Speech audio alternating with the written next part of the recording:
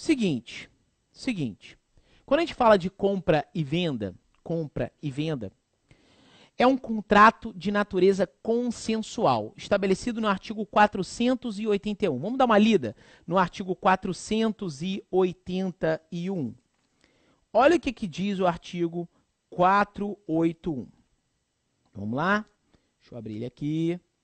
Pelo contrato de compra e venda, um dos contratantes se obriga a transferir o domínio de certa coisa e o outro a pagar-lhe certo preço em dinheiro. Então, o que a gente observa no contrato de compra e venda? Um compromisso.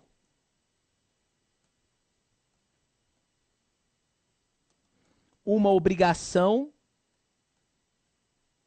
de dar. De dar uma coisa certa. Tá? De dar uma coisa certa.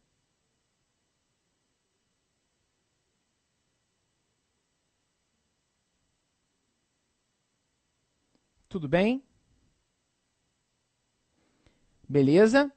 Então, olha aqui, ó.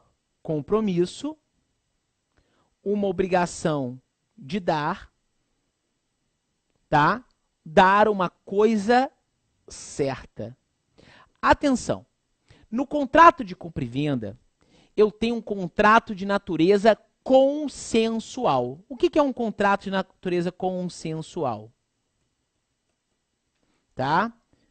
O que é o contrato de natureza consensual? É um contrato em que se forma exclusivamente pela vontade, o que difere de um contrato real. Ok? O que difere de um contrato real. Então, aqui é um ponto bacana para você estudar, tá? Porque o contrato real é aquele que se perfaz com a tradição do bem, com a entrega do bem. Por exemplo, são contratos reais. O comodato, o mútuo, o depósito, comodato, mútuo, depósito, são contratos reais. Por quê?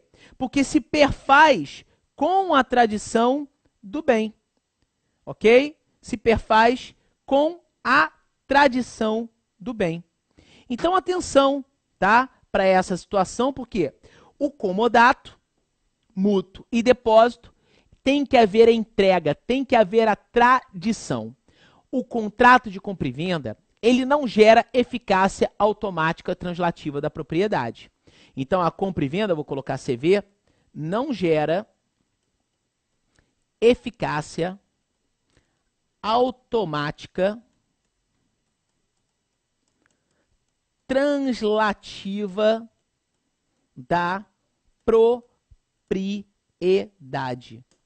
Não gera eficácia automática translativa da propriedade. Tudo bem? Então, atenção para essa dica, porque o contrato de compra e venda, por não gerar eficácia automática translativa da propriedade, ele gera o compromisso. O compromisso de se entregar uma coisa certa. Então, se eu chego na loja, pego o meu cartão de crédito, passo, e a gente viu isso lá em obrigações, a venda é autorizada, eu me torno dono? Não. Você só vai ser dono se houver a tradição para os bens móveis ou registro para os bens imóveis. Enquanto não for lhe entregue, ou você registrar o imóvel, você não é dono. Ah, mas eu já paguei. Mas você é dono do apartamento quando você registra. Mas já está pago, pouco importa. Você só é dono do bem imóvel quando você tem ele nas suas mãos. Ah, mas já foi autorizado no meu cartão de crédito, pouco importa.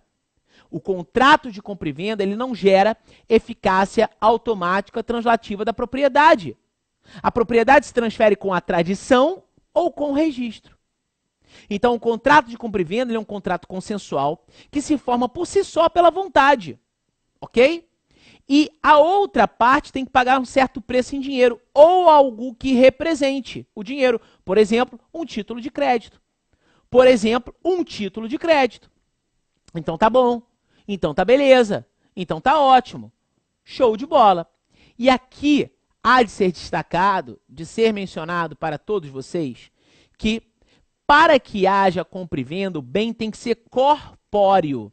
Porque se o bem for incorpóreo, o que eu terei é uma cessão e não compra e venda. Se o bem for incorpóreo, o que eu terei é uma cessão e não compra e venda. Então, o bem tem que ser corpóreo. Para que haja compra e venda, tem que ter os elementos constitutivos.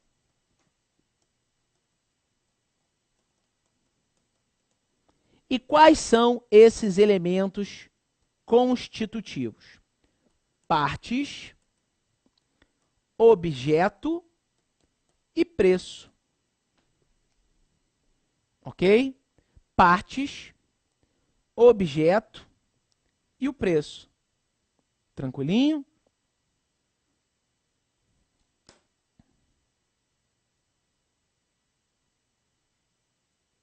Tudo bem? Então, atenção. Atenção. As partes devem ser capazes e, em certos casos, legitimação.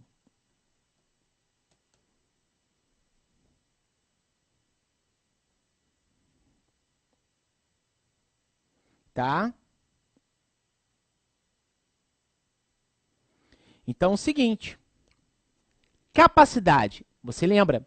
Capacidade é a medida da personalidade. É uma aptidão genérica. Capacidade é a medida da personalidade, é uma aptidão genérica. E legitimação? Legitimação é uma aptidão específica. Eu sou maior, eu sou casado, mas se eu quiser vender o meu imóvel, eu vou precisar da outorga uxória da minha esposa. Por quê? Porque me falta legitimação, que é uma aptidão específica para a realização daquele determinado ato. Uma aptidão específica para a realização daquele determinado ato. Não basta só ter capacidade. Em certos casos, a parte além de ser capaz, ela tem que ter a legitimação. Você não pode confundir legitimação com legitimidade, que é uma condição de ação. Legitimidade é uma condição de ação. Legitimação é uma aptidão específica para a realização de um determinado ato. De um determinado ato. E o objeto? Tem que ter a característica da comerciabilidade. Comerciabilidade. Ou seja, esse objeto tem que estar dentro do comércio. Esse objeto, ele deve estar dentro do comércio. Deve ter a característica da comerciabilidade. Ok? Comerciabilidade. Então, cuidado. Bens fora do objeto, tá? Bens fora do comércio. Coisa, porque pode ser objeto ou coisa. Tá? Pode vir na sua prova como coisa também. Então, vou colocar aqui só para não ter erro. Objeto ou coisa. E a comerciabilidade.